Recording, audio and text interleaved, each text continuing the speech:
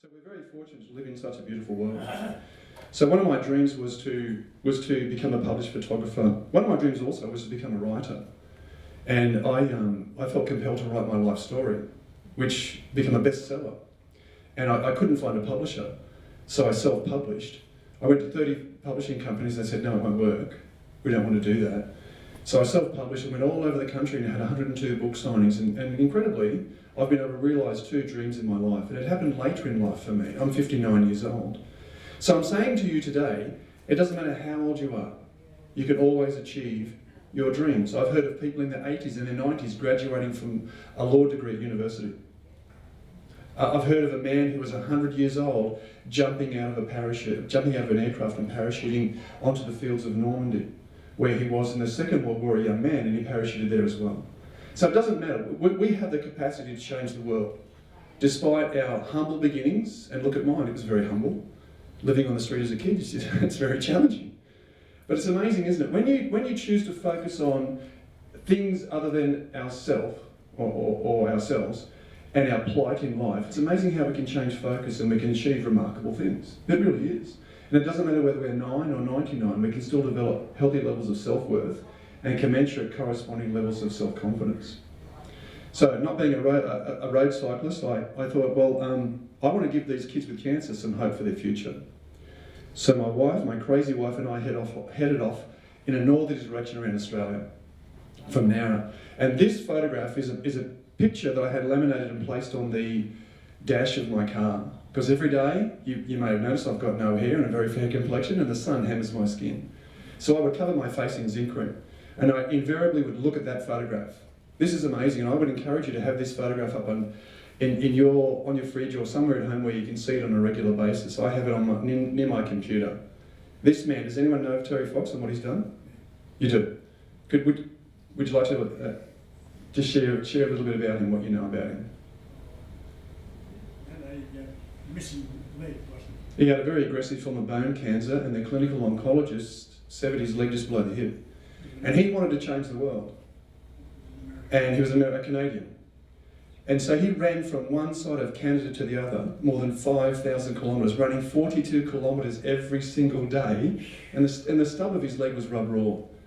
And he raised $12 million. Makes my 40 grand look paltry, doesn't it?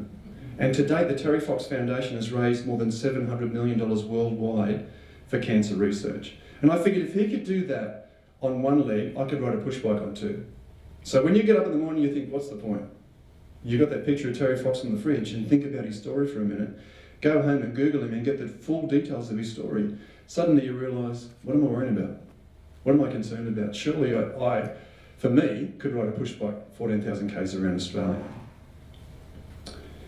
So this is what I believe. This is one of my mottos in life. Hope is a very powerful emotion. When you have hope for your future, it's an amazing what you can achieve. And as I said, we wanted to give children hope for their future.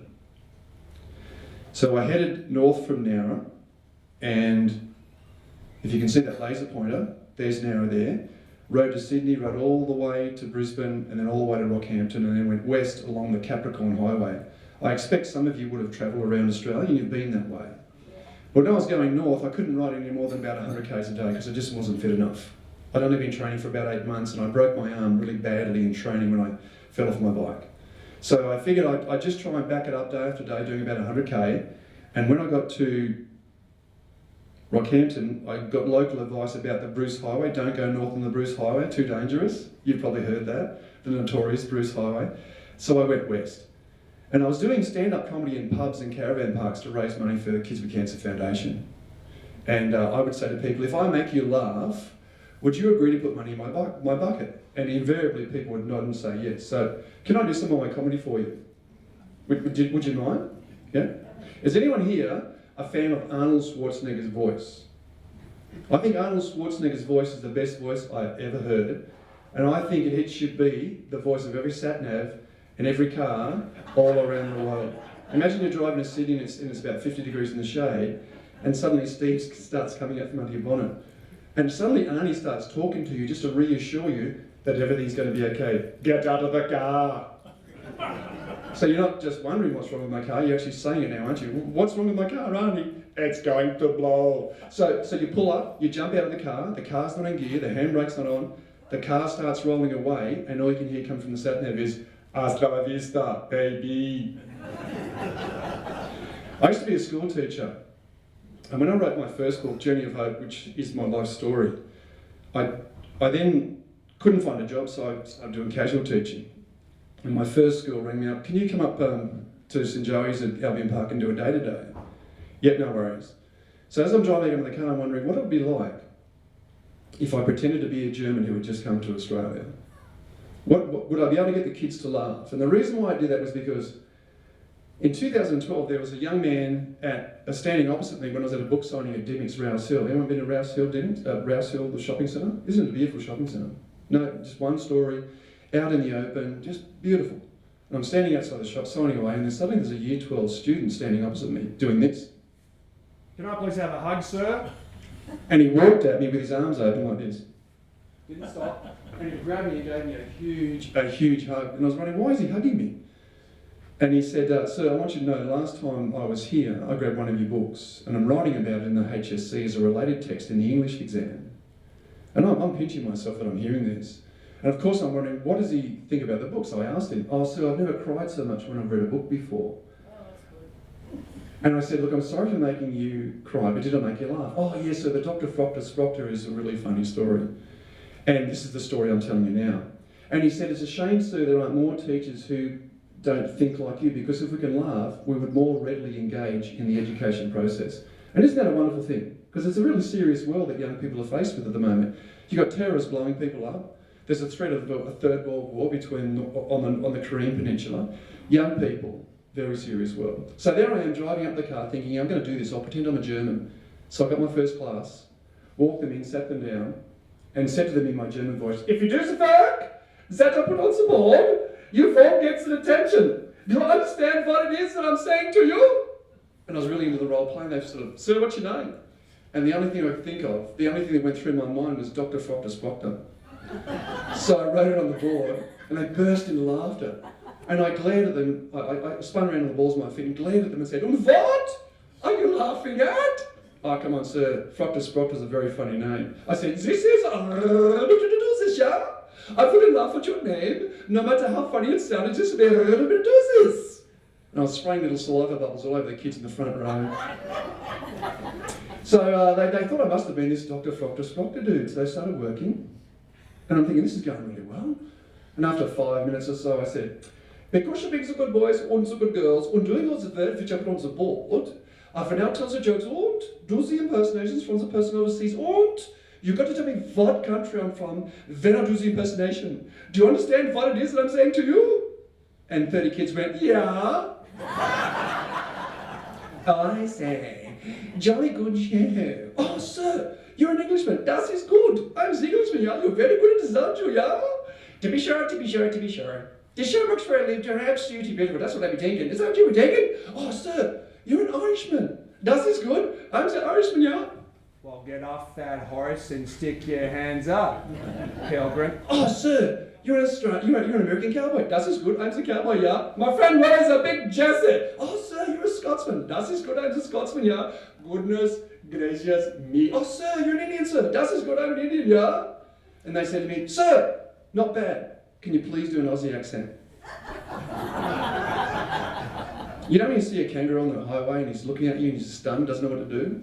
That was me in that classroom. I'm thinking, wow, how am I going to do an Aussie accent? I've prepared one. And then it suddenly occurred to me, hang on a second, I'm Australian. Of course I'm going to do an Aussie accent.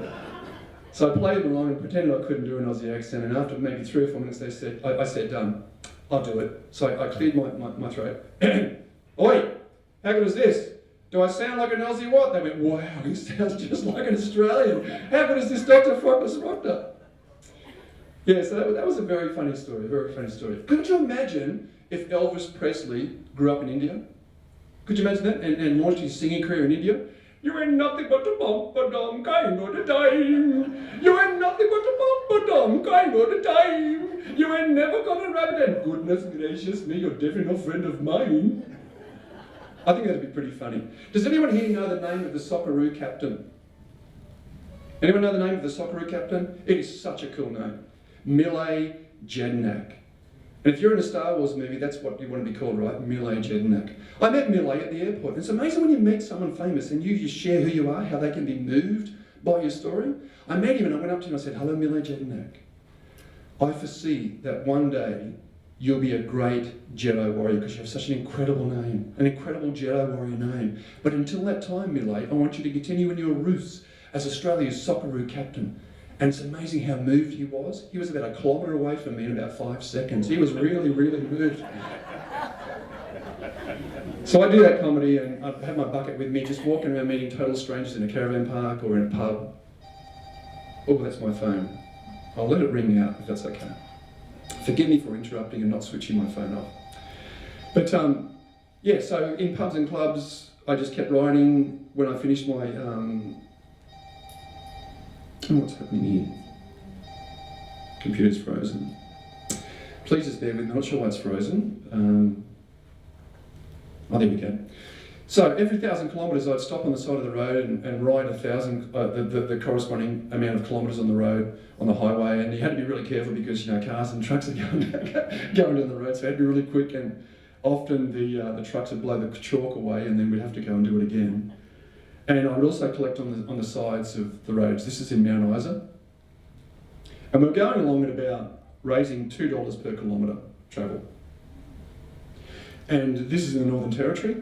And this is a termite man that's been dressed up by a passerby. It was a really hot day this day and I was suffering some serious dehydration through the north of Australia. On the highway, you're riding in temperatures of about 40 degrees, maybe between 45, possibly 50 degrees in the outback. It's so hot. And this was in early March, so I obviously left far too early in the year. Should have waited probably 6 weeks to 2 months.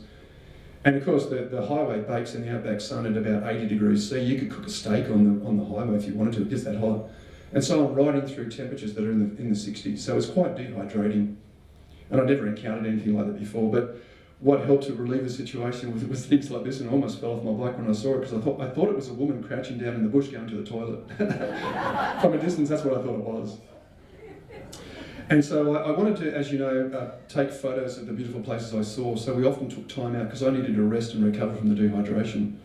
And all these photographs of the landscape are in my photographic book, and the other photographs are in my written story of the ride. And so this is at Litchfield National Park. Has anyone been to Litchfield National Park? Isn't it just a beautiful part of the world? It's one of the more beautiful national parks in Australia. Wondrously rugged, but intrinsically beautiful, very beautiful. And my wife and I went swimming in these falls. She'd even covered in leech. I had about 25 on me. I don't know why, they must have liked my blood. And so from Darwin, from Darwin, it was, I beg your pardon, from Camberwell on the border, it's about 1,500 kilometres to Darwin. And it was great to get to Darwin. I'd been there in the Navy. I was an aircraft engineer in the Navy and was there with a squadron of my aircraft. And it was great to get back there after flying there so many times in aircraft to ride there on 2 wheels, which was around about 5,000 kilometres. So then I was faced with this remarkable ride here, about 1,500k from Katherine through to Broome. And I'm sure some of you have done it, and it's a very desolate part of the world, but incredibly you go through the Bungle Bungles. Wasn't that an amazing place? And so what I was doing, I had about 200 copies of my first book, Journey of Hope, and we had them in the boot of the car. And we were trying to get free accommodation because we gave up our working careers for 6 months. And I would then try and go and get a free accommodation that night. So I'd ride all day, maybe 8 to 10 hours a day, and be totally exhausted, and then have a really quick shower, but only after we've been able to get accommodation. So I go into a motel or go into a caravan park and just tell them what I'm doing, offer them a copy of my book for free, and then put them on our website as a sponsor. And of the 180 or so days we were away, we had free accommodation for almost 170 days. So we were touched by the generosity of countless numbers of people who had businesses, but also just strangers on the road that we were meeting in car parks, in rest areas, in caravan parks. And I'm a very sort of verbose, gregarious person. I really enjoy meeting people and just chatting to them about life and what they do and what I'm doing. It was an incredible experience from that point of view. This is Fanny Bay in Darwin, and the rock formations in Darwin were really quite extraordinary. The incredible pinks and creams and crimsons. And then coming down from Katherine, you go to Gregory National Park. You actually ride through this beautiful national park. And this is near the Victoria River Roadhouse. which is about 100 or 200 k's from Catherine. So at this point in my ride, I'm riding up to around about 200 kilometres every day.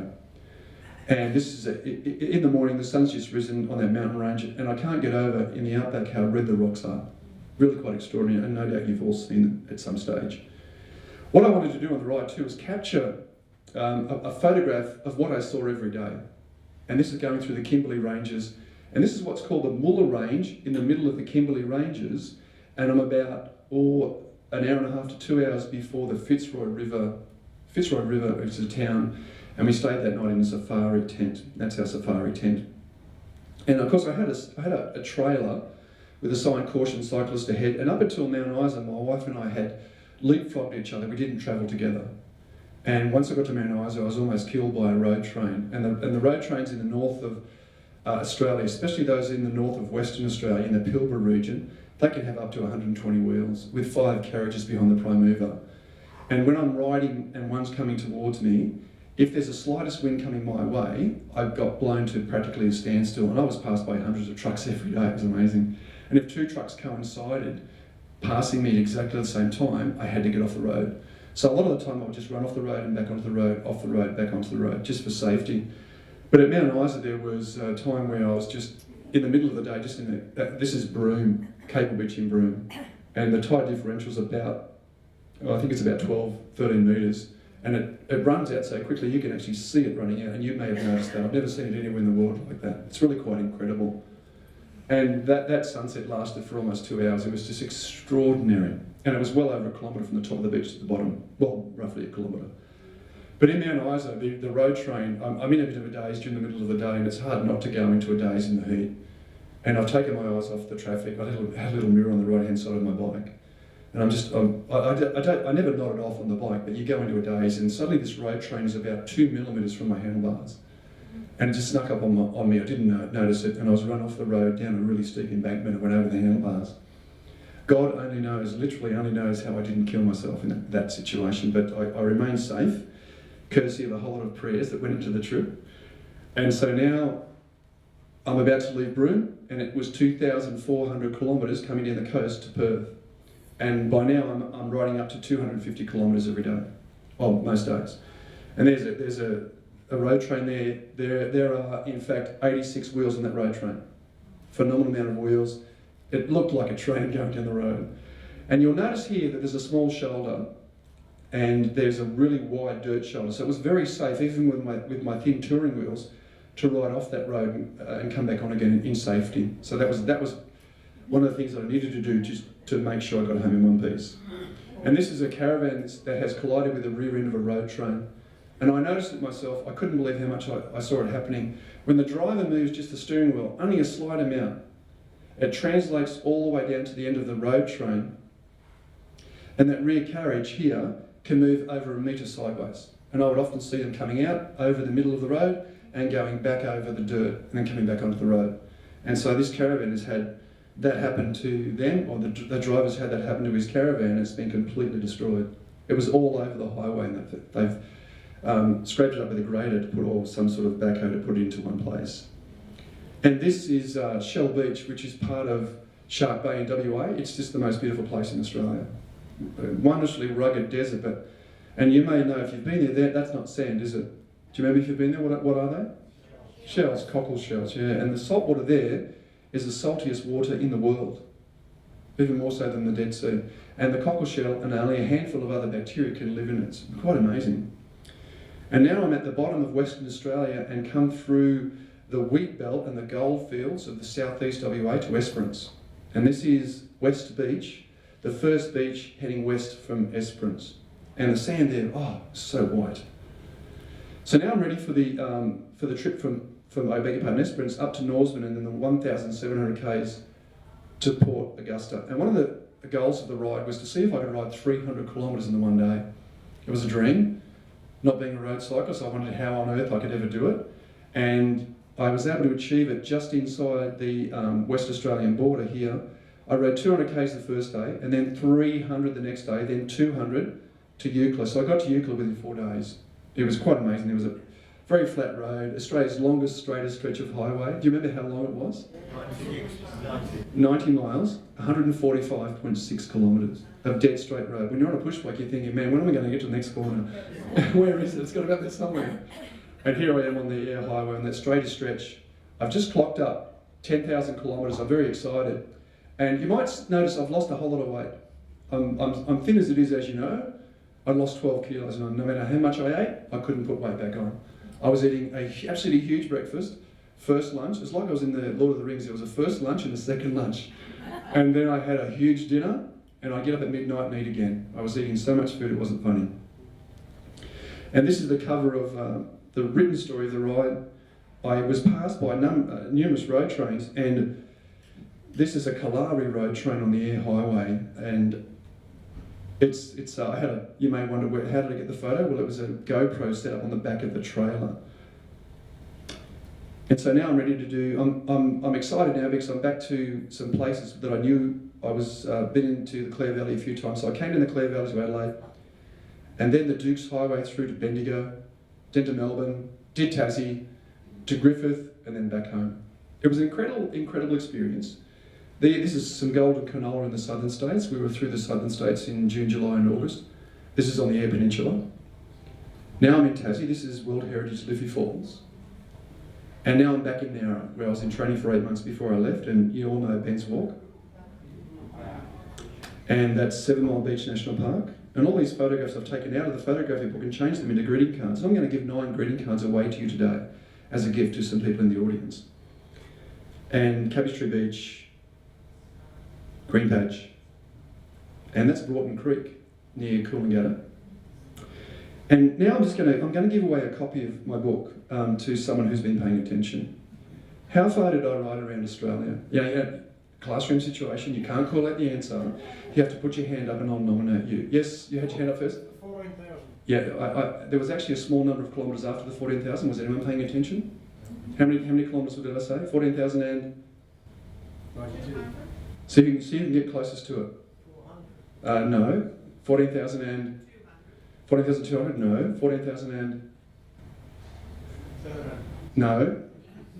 But the next guess, if you're closer to it, you get it. 14,050, yes. Yeah, it was 14,012 kilometres. Congratulations, sir. No worries.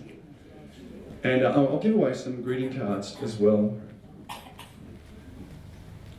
Now, because you were laughing so much, sir, and you helped me doing the PowerPoint presentation, you have one. And this lady over here was laughing so much. You should come with me wherever I do my stand-up comedy. You were fabulous. Really, really good. You can have one too, madam. These are all photographs of the Shoalhaven. Have one too, sir. And I'll give you at the back here with the glasses on. You were laughing too. Wonderful, wonderful, wonderful. And thank you, madam. Thank you, madam. I was going to call you sir. I'm sorry. And I couldn't come to this club and not give anything to the club president, could I? Thank you very much, sir. That was really... Oh, sorry. Thank you. Thank you. Oh, thank you. And now, if you have any questions, I'm more than happy to answer any questions you might have. Does anyone have any questions? How many punches? I had 5 punctures. 5. Despite paying, I had what's called swabble puncture-resistant tyres that cost me almost $100 each. 5 punctures. And I was really surprised at that. I had my bike broke down in Geraldton in Western Australia. And I should get the map up so I can show you where that is for those of you who haven't been there. Here we go. Yeah, Geraldton is roughly 1,000 kilometres north of Perth, just here. And it's around about the 8,000 kilometre mark. So when I got there, the front cog of my sprocket on my pedal and my cogs wore out, as did the rear cluster, and the chain had gone. But I had to also replace the rear tyre too. But the front tyre went all the way around Australia. Yes, sir. Where to next? I'm going to ride a skateboard around Australia. Yeah. So I set a goal of raising 50,000. I haven't reached that, so clearly I've got to go again. So I'm going to ride a skateboard. When are you going to do that? Well, I'm working on my latest project at the moment, so I'm hoping either next year or the year after. I was going to go through Central Australia this year, but last year I had an incredible circumstance. I don't know if you believe in God, but I believe in God. And I think He answered some prayers. I was having an operation on my throat, because I had a virus growing on my vocal cords, which apparently is quite common, and it's a congenital thing that's passed from mum to bubs when you're born. And so in having the laser surgery, which never happened by the way, I went into cardiac arrest, had an extreme allergic reaction to the anaesthetic. They thought I had a heart attack, so they ran all the tests and discovered I had a major blockage in the main artery of my heart. But I had no symptoms. And it's called the widowmaker. And a lot of men have it, and they just drop dead without any symptoms. And so I'm just so fortunate that they found out they did. So I've just come off the plates of blood thinner, and I thought I'd wait for a little while before I did my skateboarding, but I'm keen to go in now, so I've been given a clean bill of health. I now have a stent in my heart, yeah, so I had to wait the 12 months. Yes? Are you an experienced skateboarder or a novice? I do a lot of snowboarding, and my son is he's what you call a road skateboarder, and I do some road skateboarding as well. And you have a full face helmet, all the protective gear, and away you go, sort of thing. So I'm not all that experienced on a skateboard, but I'll give it a go. Give it a go. I will be by the time I get back, definitely. Yes, I'll be an experienced skateboarder. Yeah. Have the right shoes here. My wife wants to know if you ride your skateboard, how do you get on going uphill? Okay, I'll let you in a little secret. I'm not actually going to push it. I'm going to ride a motorised skateboard. So suddenly I'm up here in your opinion of me, now I'm down here, right? I've got a better idea. Put them over in an esky and sit on it. That's a good idea. That's a good idea. I had toyed with the idea of doing a sailboard around Australia, but the north of Australia would be too dangerous in terms of the crocodiles. Yeah. Any other questions? Did you suffer any physical? Yeah, I had a continual sore butt. The butt was really, really sore. When I started, the day I left, I actually have a good working relationship with all the local federal and state politicians who endorsed my books. And a few of them were there, and I'm hobbling around, and Joe Gash was there, and Ansar Barnes was there, Shelley was there, Shelley Hancock. Gareth Wood couldn't make it, and I had torn a calf muscle quite badly. So the first week was a real struggle. It was really hard to ride to Sydney that day. But apart from that, I never really had any bad muscle tears. It's pretty hard to tear a muscle when you're riding a bike. But I did go over the handlebars in the south of Western Australia. After going off the highway countless times in the outback, I must have thought I was still in the outback. Momentary amnesia, and I ran off the highway and into a really big ditch and went straight over the handlebars, and I thought I broke my ribs. So I had to go to hospital, and I tore some intercostal cartilage muscles. And so you were an Aussie Rules player, weren't you? And a very good one, right? What? Yeah, I remember you. And you probably have damaged some ribs in footy, I imagine, at some stage. They're very painful. I used to hide it. You used to hide it. You're a tough man. I'm not that tough. I just share my emotions and feelings, and I'm injured here. I'm really sore. And I had to ride with one hand on my ribs for a week with the other hand on the handlebars because it was so sore. But apart from that, there weren't any significant injuries. I'm really fortunate I didn't break my ribs, otherwise I would have been in the one place for probably 2 months, maybe 6 weeks. So your wife wanted to go with you, but she didn't ride with you? No, I needed a support driver. In the trailer I had all my spare equipment. There was a spare bike on the roof of the car. Because when you're in the outback, if you break down, you need spare wheels, spare tyres, spare bike, just to keep going, to get to the next town. She was a smart one, yeah. We made a commitment that I was going to ride every kilometre. So I would ride maybe in the outback 180 k's, and rather than going another 100 k's to the next town, I'd keep riding. So I didn't have to come back the next day and use petrol to get back to that point. And so with spare equipment in the car and camping gear and all that sort of thing, if we broke down, we had somewhere to stay that night, or because in the outback there's just nothing there for literally hundreds of kilometres. For example, going from Norseman through to Eucla, one town, that's it. That's more than 700 kilometres. And there's another 500 or 600 kilometres with no town through to Ceduna. Oh, there's a little place called Penong, but it's not really a town, and Undru, which is just a petrol station. So there's nowhere to get supplies, nowhere to buy water except in the road houses, and nowhere to buy essential supplies such as bread and milk and so on. Yes, madam? Are you going to raise money this time for a different thing? No, Kids with Cancer Foundation still. I'm one of these people I'm a youth advocate and child advocate. And I raise, whenever I write a book, I always donate 10% of the proceeds to a children's charity. With Journey of Hope, the charity was Mission Australia's Triple Care Fund, which helps at-risk adolescents, of which I was one. And I was a fostered and institutionalised child, and There were pedophiles in my foster family. My foster uncle, my foster father were pedophiles, and I saw some of the worst of that behaviour.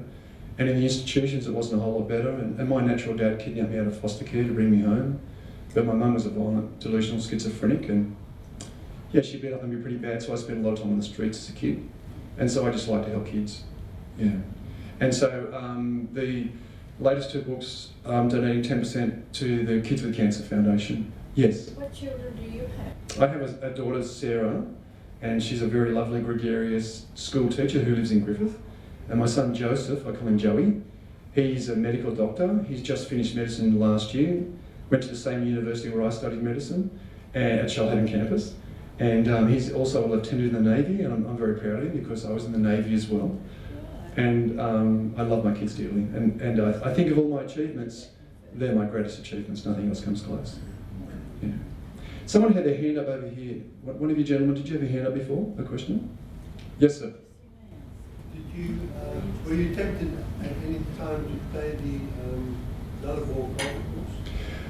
I didn't have any golf clubs, and to be honest, I never found out about it until I was on it. But I would certainly give it a go if I did it again. I would, yeah, love to do that. How amazing was the Nullarbor cliff line? You know, the 4 lookouts on the Nullarbor cliffs.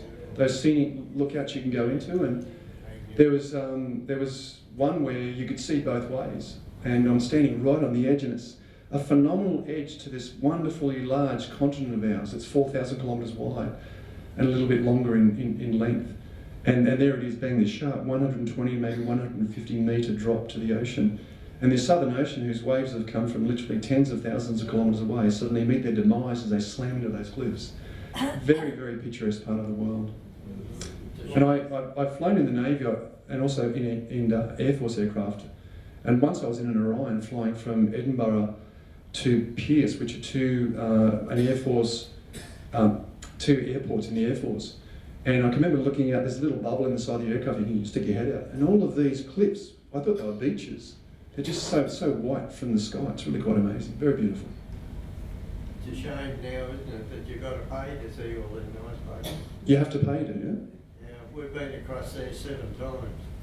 And the last time we were across there, you had to go in and pay to go in under the road and go out to a couple of them. Is that right? Yeah, amazing. If I wanted to publish photographs, there's a lot of photographs of national parks in my photography book. You have to pay a fee to take a photograph in a national park. Yeah. Fortunately, they let me go because I raised money for a kids' charity, but I'm amazed to hear that. Yeah. We're getting more narcissists in politics, aren't we? People who just, pragmatic narcissists who the end justifies the means, and whatever they want to do in terms of making money, they'll do it. Yeah, it's a shame. Would you rather live than here? Oh, a lot of places. I'd happily live in Tasmania despite the cold. West Australia was particularly beautiful. Katherine was lovely. Darwin was just amazing. I'm not sure if you've seen the coastal formations around the beaches and the headlands in Darwin. It's unparalleled in Australia.